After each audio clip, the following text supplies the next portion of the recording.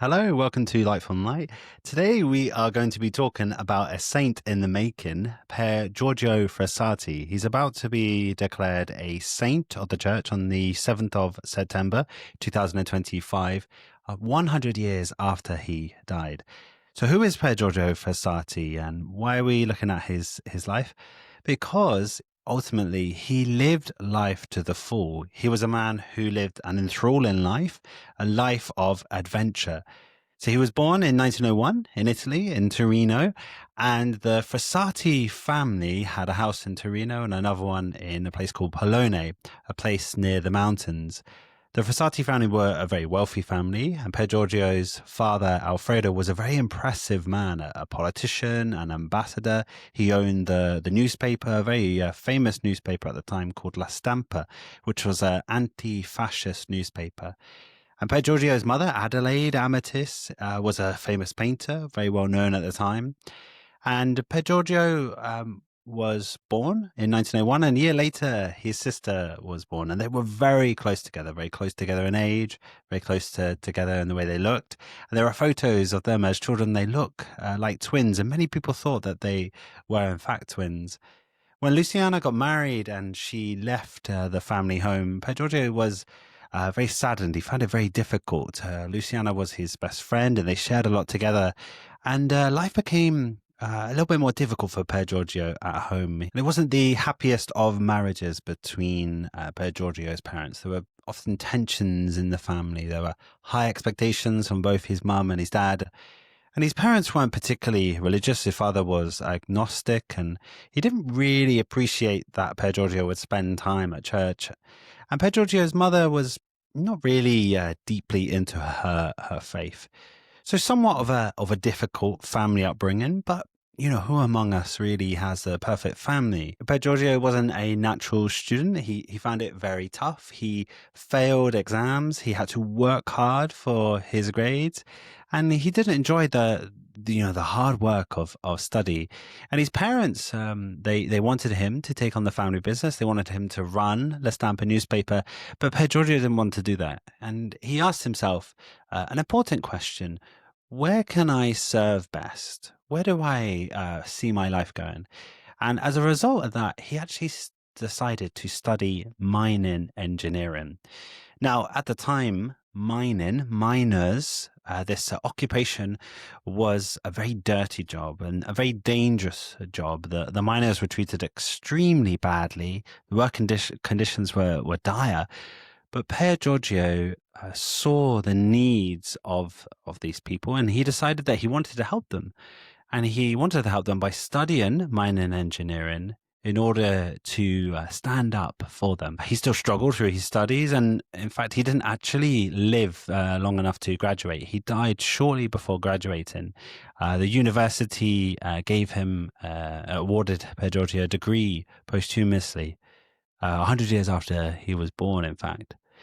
Pier Giorgio loved sport. He loved skiing, mountaineering.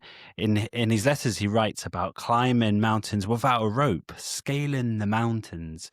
So he really was a man of adventure, and he loved to explore, loved to get out into the countryside, into nature. Get out on the mountains, ride horses.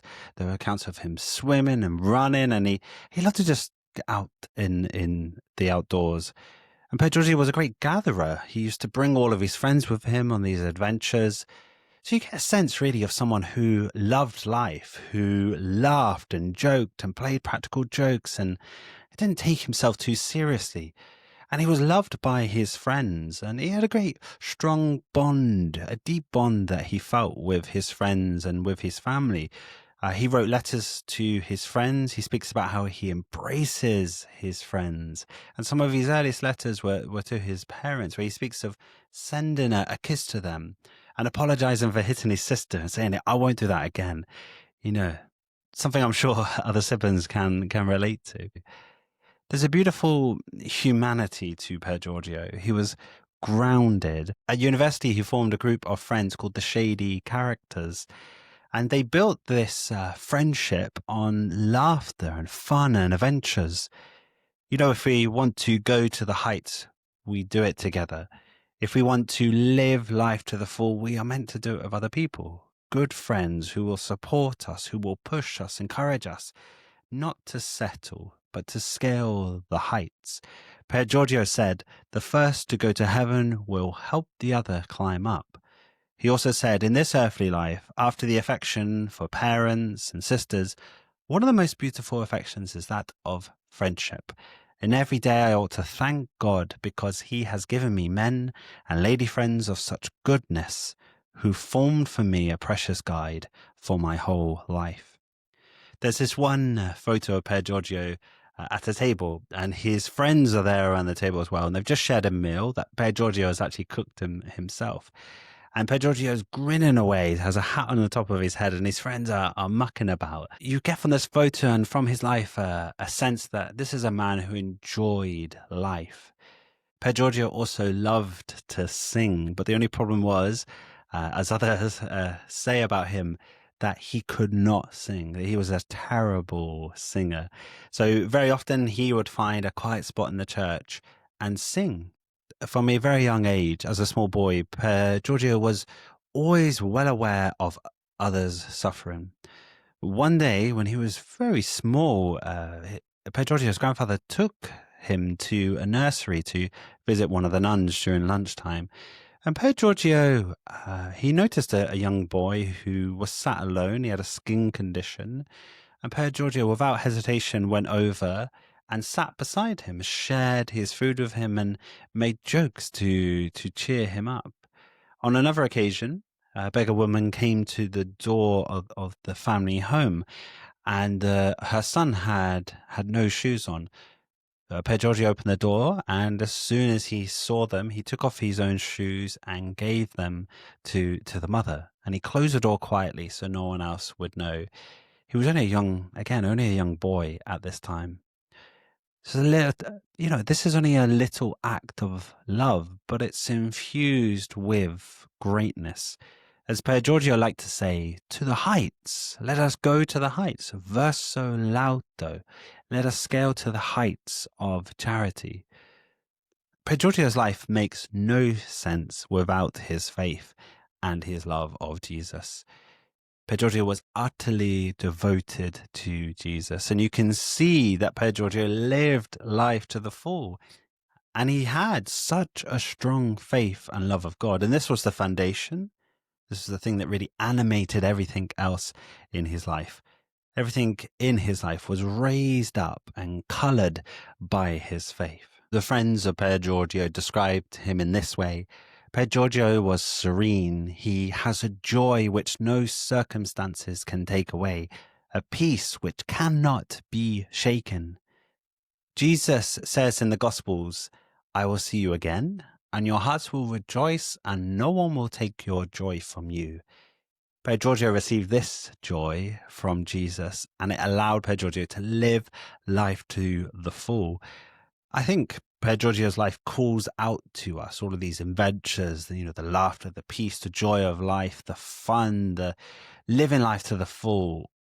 It cries out to us with an invitation to friendship with Jesus. Pier Giorgio once wrote, all around this city and all around the poor, I see a special light which we do not have. Jesus visits me in Holy Communion, and I return the gift by visiting Jesus in the poor. He would go to the pawnbrokers in order to get people's rings back, and he would buy wood, food, equipment for people. He'd buy baptismal gowns for others. He'd give away books, Bibles. He gave a beggar he gave a beggar the equipment to roast chestnuts and sell them. Another time he bought a seamstress a sewing machine so she can continue in her work. And he would do all of these things in quiet without his family knowing. A few days before his final exams and graduation, Pier Giorgio fell poorly and could barely get out of bed. And this was really unusual. He was never really sick as a young, healthy man. His parents were rather frustrated as the grandmother had also fallen sick that week. And, there was a lot going on in the house. Sadly, the grandmother died that same week that Pier Giorgio did. Pier Giorgio was diagnosed with a rapidly deteriorating form of tuberculosis. And it's thought that he caught this from caring for the sick. The day before he died, he asked for Luciana, his sister, to fetch his wallet and to go with his wallet to buy some medication and visit this particular family who needed this medicine. And in the wallet, there was also this pawnbroker's ticket. And with a paralyzed hand, he managed to scribe to his friend Giuseppe, "Here are the injections for the family. The ticket which I need to redeem is for the other family. Please renew it on my behalf." All on his deathbed, the day before he was about to die, thinking about others. On the 4th of July, 1925, Pier Giorgio Frassati died at the age of just 24. Only a handful of people were invited to his funeral. A few local dignitaries, a few friends of the family. Yet, Pier Giorgio's family were staggered to find thousands flooded the streets for the procession of Pier Giorgio's body. On the sight of so many people, the family wondered how at the age of only 24 could he have impacted so many lives. And the reason is because he lived every single day to the full, every single moment to the full. I mean, he said himself, to live without Jesus, to live without his friendship, I find is not to live, but to get by. We must never just get by, we must live. Pier Giorgio's parents had no idea of Pier Giorgio's charity work or the immense impact they had on all these people. On seeing the crowds of the people, they remarked that they simply did not know their son. And Alfredo, the father who had no time for religion, returned to the Catholic faith and the practice of his faith after learning all about the life that his son had lived. In 1981, his cause for recognition as a saint was raised with the church. And on the 7th of September, Pier Giorgio will be recognized as a saint this year. So this young man who ran, swam, skied, mountain climbed, who hated studying, who laughed, who played pranks on his friends, he loved his friends, who cared for the sick and the poor. This young man had as the foundation of all of this a love of Jesus. In fact, his love of Jesus informed everything that he was, everything that he did. John Paul II, when speaking of Pier Giorgio, he said that his life shows that holiness is possible for everyone. Jesus says, "I came that you may have life and have it to the full." And Pier Giorgio's life is an example of one who lives life to the full. Jesus doesn't want us just to get by. He wants us to live life to the full, just like Pier Giorgio. So the question is, will we open our lives to Jesus?